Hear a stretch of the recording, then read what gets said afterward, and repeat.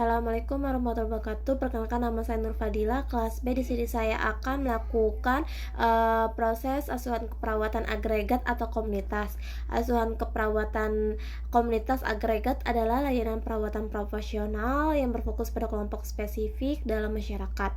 Kelompok ini memiliki kesamaan karakteristik, kebutuhan atau risiko kesehatan seperti kelompok lansia, ibu hamil, dan anak sekolah. Tujuannya adalah meningkatkan kemandirian dan status kesehatan kolektif. Nah, di sini ada data pengkajian.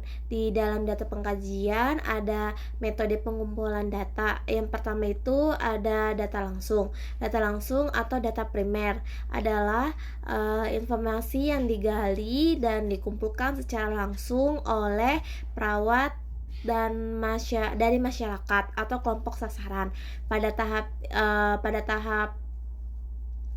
dari kelompok sasaran.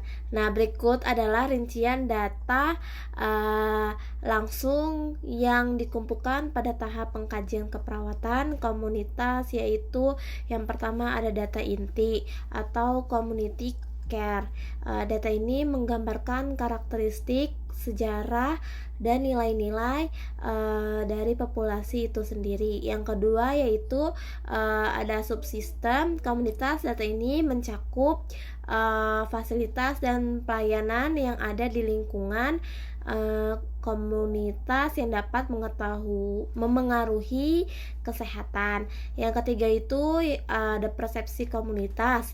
Data ini merupakan data langsung yang didapatkan masyarakat dan pengamatan perawat ke dalam dua bentuk, yaitu pertama itu ada data subjektif.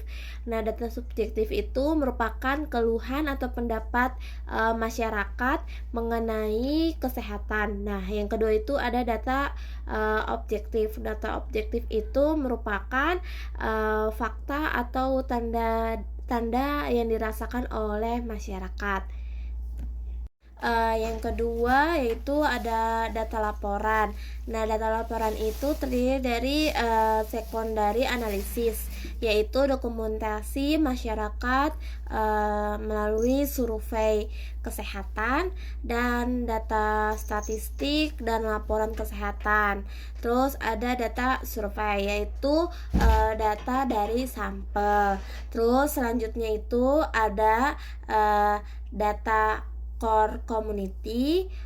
Core community merupakan bagian penting dalam pengkajian keperawatan komunitas. Pada tahap ini perawat mengkaji berbagai aspek dasar yang ada di masyarakat untuk memahami karakteristik komunitas secara menyeluruh.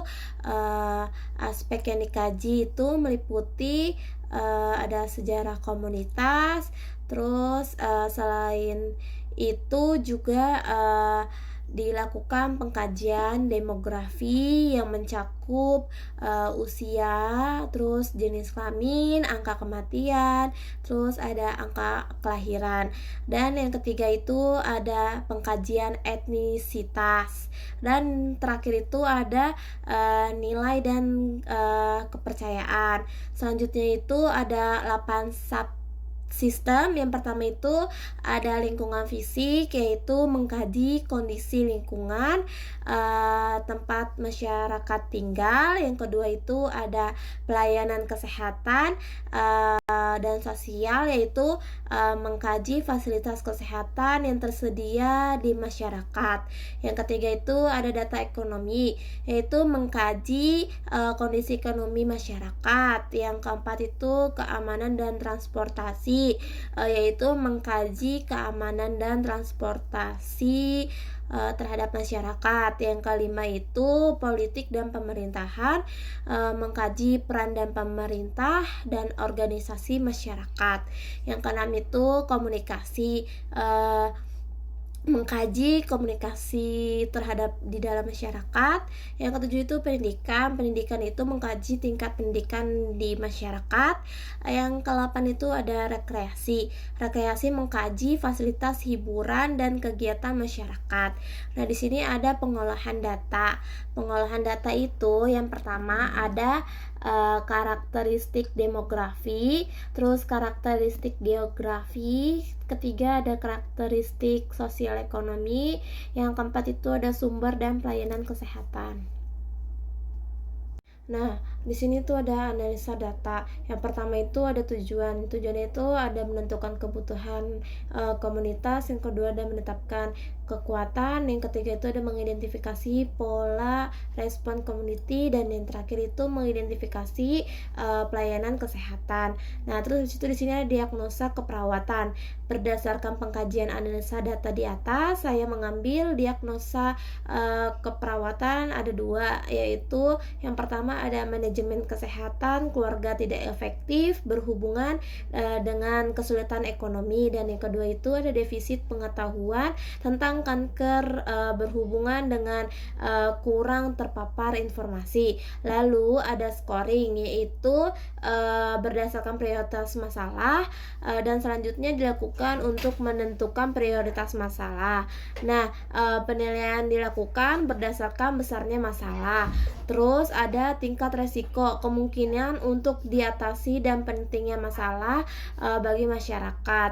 Lalu ada perencanaan. Nah, perencanaan perawatan itu setelah menentukan prioritas masalah, dibuat perencanaan keperawatan komunitas. Contohnya itu seperti memberikan penyuluhan kesehatan. Yang kedua itu mengadakan kerja bakti lingkungan, dan mengajarkan perilaku hidup sehat.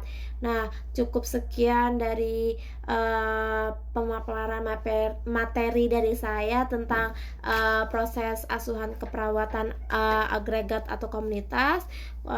Kurangnya lebih mohon maaf. Wassalamualaikum warahmatullahi wabarakatuh.